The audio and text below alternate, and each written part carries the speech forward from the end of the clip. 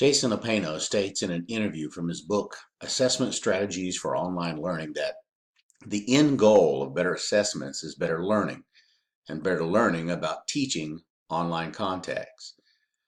The question that crosses my mind is, does anyone really know if there's such a thing as really good assessment? If there is, I believe that that is the goal of any good instructor, trying to find ways to transfer knowledge to their students and then be able to evaluate if the information has been understood and retained. There are different approaches everywhere as to how to best assess the acquisition of knowledge and a plethora of challenges that we have to overcome. 5 of the most common e-learning challenges, as referenced by Christopher Pappas, are the lack of learners' motivation, the busy schedules of learners, the belief that learners should be tech savvy, the belief that e-learning offers no support, and then finally, learners can't see the real-world implications of e-learning courses. With the first one, the lack of e-learners' motivation, he suggests using scenarios and e-learning games as ways to address this issue. By doing so, you make the learning more fun and more interactive. The second one he mentioned, the busy schedules of learners. Pappas reminds us that learners are on the go and don't have a whole lot of time to devote to e-learning experiences.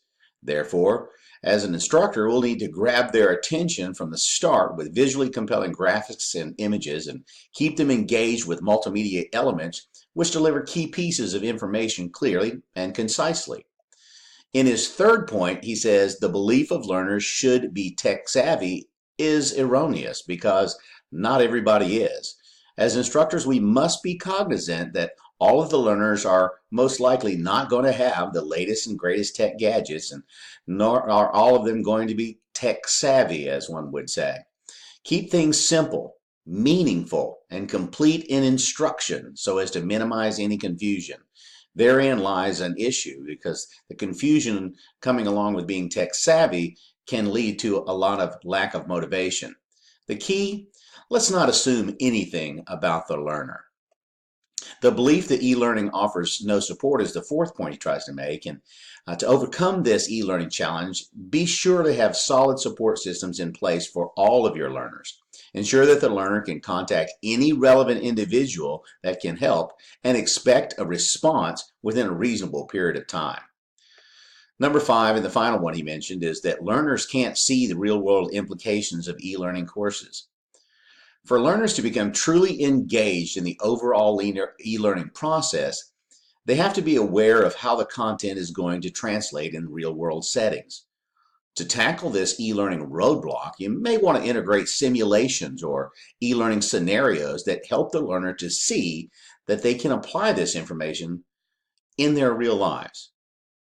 To overcome these issues and come up with better practices for assessment, Pappas also lists a couple of ways that we can assess that would be positive and show positive gains in the direction of learning what the learner knows and then being able to evaluate that. The first one he mentions is something called task-based simulations. The simulations must be realistic as possible to obtain accurate results. This includes background sounds, relevant images, and immersive e-learning characters.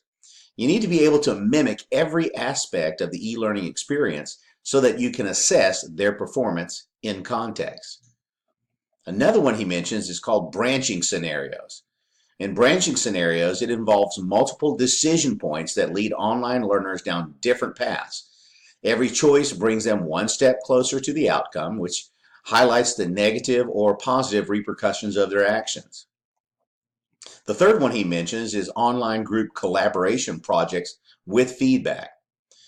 We are to ask the online learner to divide into groups and then assign them a topic or a prompt. They must then work together to solve the problem to create a finished product, such as an online presentation or an e-learning video. What sets this apart from other online collaboration projects is the peer observations and the feedback directly from them.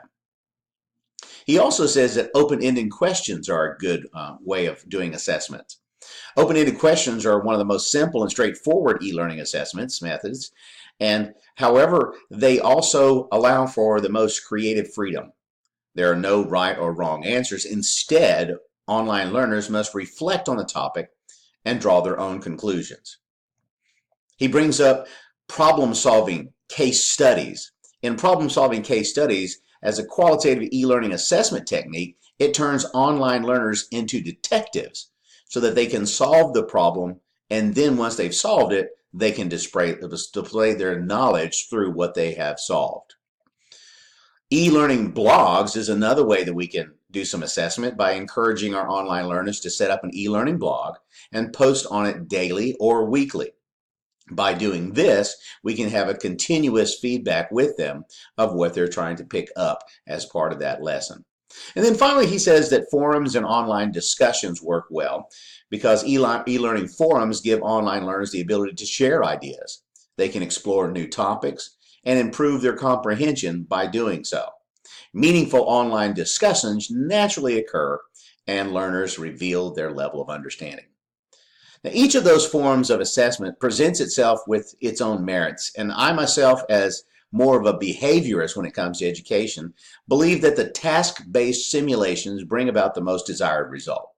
For the student, who you are giving the opportunity to perform as if you were actually doing a job that required the skills you're attempting to attain, and as an instructor, you're getting a finished project that will allow you to evaluate how successful the student is in the application of the information. To me, that's the closest we can come to a win-win scenario. I believe that this overcomes the problems previously mentioned and provides the closest experience to what each learner ultimately wants to know. And that's, how does this affect me in my own life?